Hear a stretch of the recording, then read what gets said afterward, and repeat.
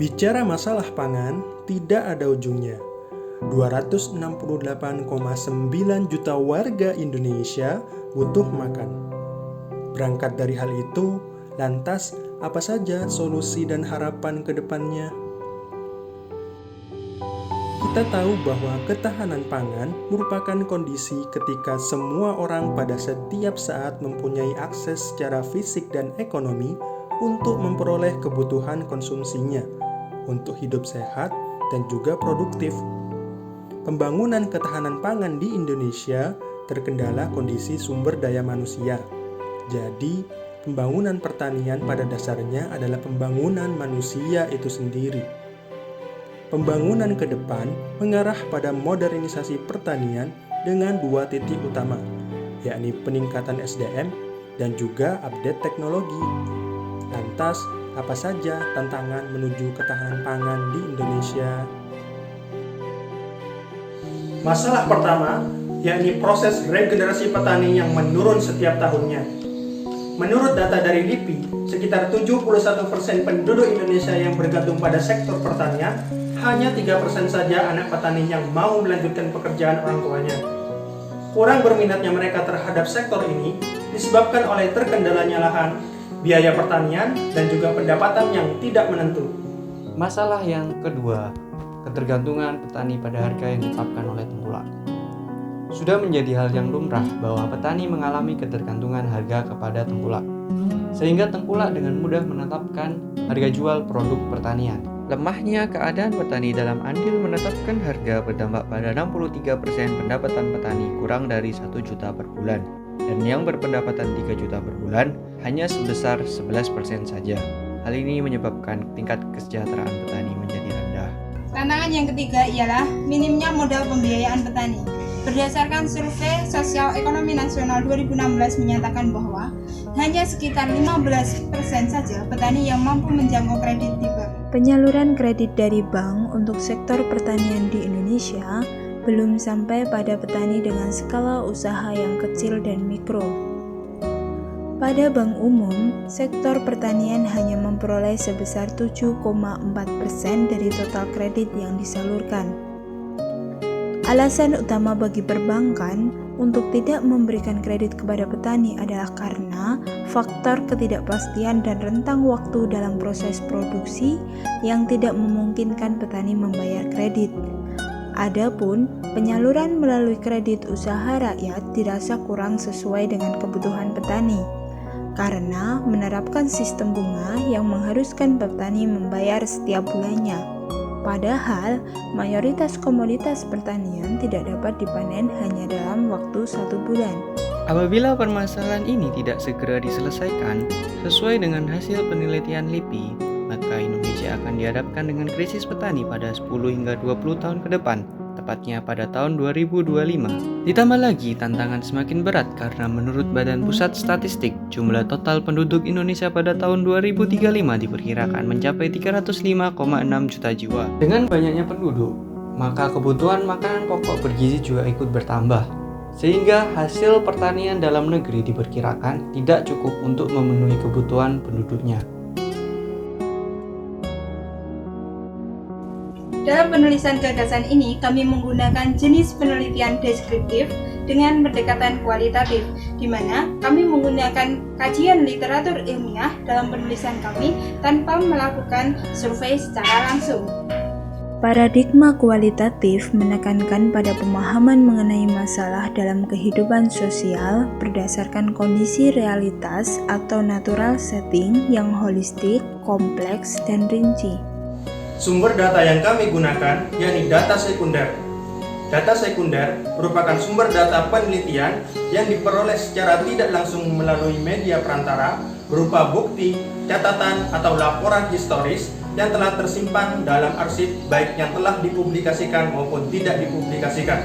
Teknik yang digunakan untuk mengumpulkan data dalam penelitian ini adalah: yang pertama, studi pustaka dengan pengumpulan data pustaka, membaca, mencatat, serta mengolah bahan penelitian. Yang kedua adalah dokumenter, dengan membaca artikel yang diakses dari internet, buku, maupun jurnal yang sesuai dengan permasalahan. Yang ketiga adalah diskusi dengan melakukan pembicaraan dan pertukaran pikiran dengan orang-orang yang kompeten dengan objek yang sedang diteliti. Yang keempat, intuitif subjektif yang merupakan keterlibatan kami sebagai penulis atas masalah yang sedang dibahas. Sebagai ekonom Robani, kita memiliki tanggung jawab untuk berpikir kritis dan inovatif, yaitu dalam hal memberdayakan sumber daya yang sejalan dengan era digital dan tetap berpegang teguh pada prinsip syariah. Saya Nana Sofiana. Saya Ibnu Afan. Saya Muhammad Zanizar Miftahul Arifin dari Universitas Negeri Surabaya mempersembahkan Dompet Tani, di mana suatu inovasi teknologi dalam hal pendanaan pertanian yang menggunakan metode crowd system, yaitu crowdfunding dan crowdsourcing. Dalam hal ini akan memberikan solusi pembiayaan untuk petani yang menguntungkan, efektif, dan juga transparan untuk menuju ketahanan pangan Indonesia. Seperti yang kita tahu, berdasarkan Global Islamic Finance Report tahun 2019, dalam hal halal finance, Indonesia berhasil naik 5 peringkat dan menggeser Malaysia di posisi pertama. Salah satu penyebab pesatnya perkembangan halal finance di Indonesia, yakni dengan adanya inovasi di dalam keuangan digital. Salah satunya adalah financial technology. Menurut IMF pada tahun 2017, mencatat bahwa total investasi global di industri fintech ini mencapai 25 miliar US dollar. Total investasi tersebut meningkat dari tahun 2010 yang hanya tercatat sebesar 9 miliar US dollar. Indonesia sendiri, berdasarkan informasi Databox, bahwa transaksi fintech pada tahun 2017 diperkirakan mencapai 18,65 miliar US dollar. Angka ini diperkirakan akan melonjak menjadi 37, miliar US dollar pada tahun 2022.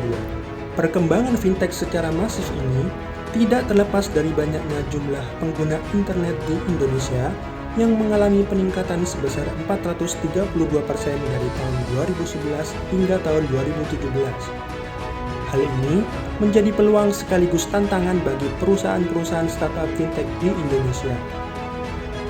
Pertumbuhan fintech yang sangat signifikan ini mendorong masyarakat muslim global untuk turut mengembangkan industri fintech berbasis syariah, salah satunya yakni Dompet Tani. Dompet Tani merupakan sebuah fintech syariah yang mengusung konsep kebun gizi halal. Kebun gizi halal merupakan sebuah perkebunan dengan konsep tanaman yang memiliki nilai gizi yang tinggi, bernilai ekonomis, dan juga halal bagi manusia. Tanaman yang dimaksud adalah sejenis tanaman pangan hortikultura dan bahan makanan pokok, di mana di dalam prosesnya terdapat program pelatihan cara bertani, edukasi seputar pentingnya gizi, dan juga pemasaran untuk para petani agar mendapat keuntungan maksimal dari hasil taninya. Mengapa topik gizi juga kami angkat? Karena permasalahan gizi atau malnutrisi di Indonesia yang cukup krusial setiap tahunnya. Tahun 2015 saja ditemukan 26.518 balita yang menderita gizi buruk. Maka, penelitian ini juga menitik beratkan pada perbaikan gizi masyarakat Indonesia.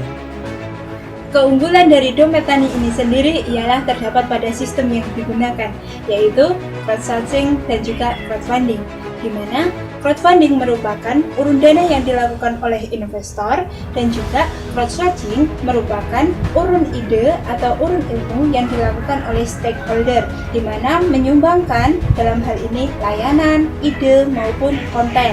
Nah, dalam hal ini, kedua sistem ini akan memberikan suatu keunggulan dalam platform ini untuk kemudahan investor maupun petani. Dalam pendanaan platform ini menggunakan akad mudharabah muqayyadah, yakni sebuah bentuk kemitraan di mana salah satu pihak menyediakan modal, dalam hal ini adalah investor, sedangkan pihak lain dalam hal ini petani menyediakan tenaga atau keterampilan dalam mengelola usaha. Investor dalam hal ini membatasi ruang lingkup usaha yang dijalankan petani seperti pada lokasi atau jenis investasi tertentu.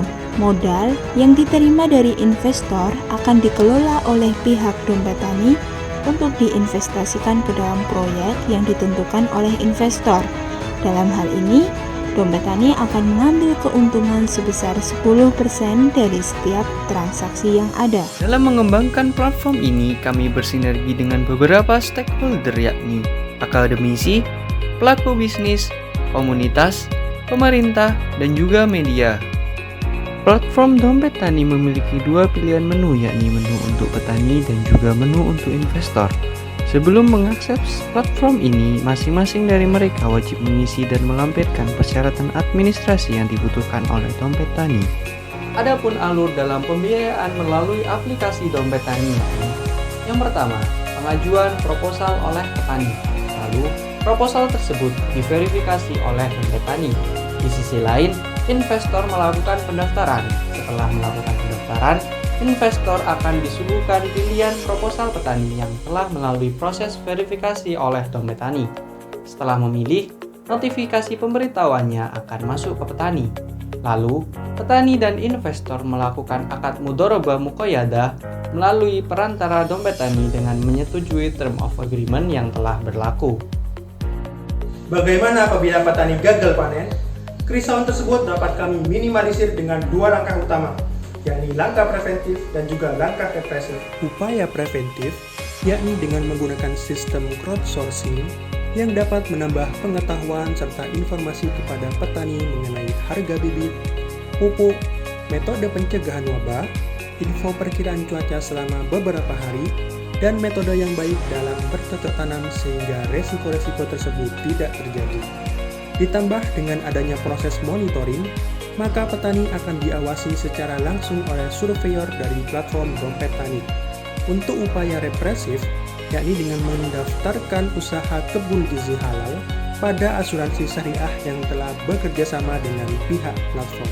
Apabila Dompet Tani ini terrealisasi, maka akan membawakan dampak yang secara signifikan berkelanjutan, yaitu mengakhiri kelaparan, mencapai ketahanan pangan, nutrisi yang lebih baik, serta pertanian yang berkelanjutan. Dengan demikian, akan memberikan pengaruh yang signifikan terhadap perkembangan financial teknologi syariah di Indonesia, khususnya di sektor pertanian, yang mana nantinya dapat menjamin setiap orang dimanapun ia berada memiliki ketahanan pangan yang lebih baik untuk menuju kehidupan sehatnya, dan yang pasti pencapaian tersebut sesuai dengan prinsip syariah. Dompet Tani, perbaiki gizi, sejahterakan petani. Dompet Tani, perbaiki gizi, sejahterakan petani. Dompet Tani, perbaiki gizi, sejahterakan petani.